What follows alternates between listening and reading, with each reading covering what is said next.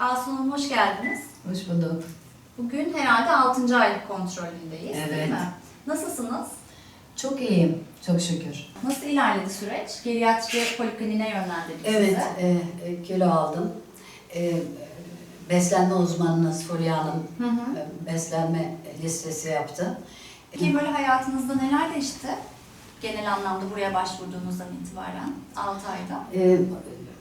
Kendime daha çok güvenmeye başladım. Sağlığım daha iyi. Sigarayı bunca yıldır içtiğim, 50 yıldır içtiğim sigarayı bırakma başarısını gösterdiğim için çok mutluyum. Ve de sizlere de nasıl teşekkür edeceğimi bilemiyorum. Sayelerinde sigarayı bırakmış olduğum için teşekkür ediyorum hepsine. Arkadaşlar da memnuniyetimi çektiler. Belki sizin haberiniz olmuştur. Cimer'e de yazdım bu memnuniyetimi. Evet, haberim var. Başka yazabileceğim yer varsa oraya da yazayım. 50 senedir sigara içiyorum. Her türlü bırakma yöntemini denedim. Başaramadım.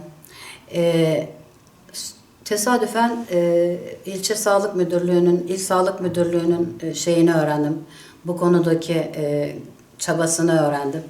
Özellikle de o günlerde sokakta sağlık müdürlüğü insanları tartıyordu, kiloluları zayıflatmak için. Bir de ben gideyim dedim. Belki sigarayı bana bıraktırabilirler. Geldim.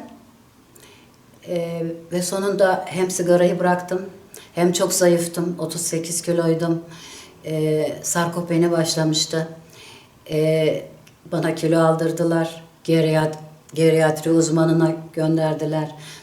Spor yapmayı, belli hareketleri yapmayı, kaslarımı korumak için öğrettiler. Diyetisyen beslenmemi düzenledi. Sigarayı bıraktım. 6 aydır sigarayı içmiyorum. Aynı zamanda psikolog yardımı da alıyorum. Hepsinden son derece memnunum. Asuman Hanım sigarayı bırakmaya karar verdi ve Sağlıklı Hayat Merkezimize başvurdu. Ve o sırada danışmada kendisini gördüm, tanıştık ve onu hemen davet ettim. Sigarayı bırakmayla alakalı nasıl bir yardıma ihtiyacı var, bağımlılığı ne düzeyde, kişisel sağlık öyküsünde müdahale edilebilecek ne gibi hadiseler var? Bu konuları kendi aramızda bir konuştuk ve hızlıca kendisinin bağımlılıkla alakalı esas probleminin psikolojik düzeyde olduğunu, denediği birçok medikal tedaviye rağmen sigarayı bırakamayışından bir çıkarım olarak aldık ve kendisini Sağlıklı Hayat Merkezimizin psikolojik danışmanlık hizmetine yönlendirdim. Bununla eş zamanlı olarak sigara bırakma polikliniğine de başvurusu devam etti. Burada hem hekim desteğiyle hem psikolojik destekle sigarayı bıraktırdık. 6 aydır sigara kullanmıyor ve bu süreçte kendisine bir başka motivasyon kaynağı kilo alımı sürecine girdi. Kilosu oldukça düşüktü. Sağlıklı kiloya ulaşması gerekiyordu. Kendisi beslenme desteği aldı ve beslenme desteğinin akabinde de bir ikinci basamak sağlık kuruluşu olan devlet hastanelerimizde geriatri polikliniğine yönlendirdik ve burada beslenme desteğine devam etti. Kendisi yaklaşık 10 kilo alarak hedef sağlık kilosuna ulaştı. Hem tütünsüz hayat, hem ideal kilo ve psikolojik olarak kendini daha hissettiği bu süreçle birlikte sağlıklı bir yaşama adım attı.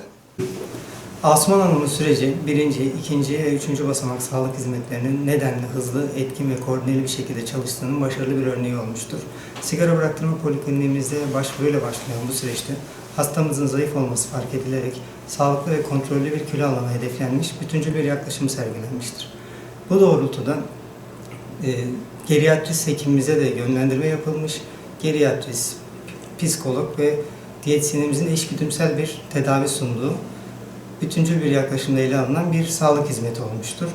Sağlık Bakanlığı'nın politikalarının sahaya yansıtılmasında bizleri cesaretlendiren Sayın Sağlık Bakanımıza, il düzeyinde koordinasyonun bu denli işlemesini sağlayan Sayın İl Sağlık Müdürlüğümüze teşekkürlerimi sunuyorum.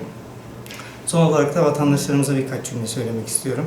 Sigara bağımlılığı tedavisi zorlu ve meşakkatli bir süreç. Tek başınıza yapamadığınızı düşündüğünüz dönemler olabilir. Gelin bunu birlikte başaralım.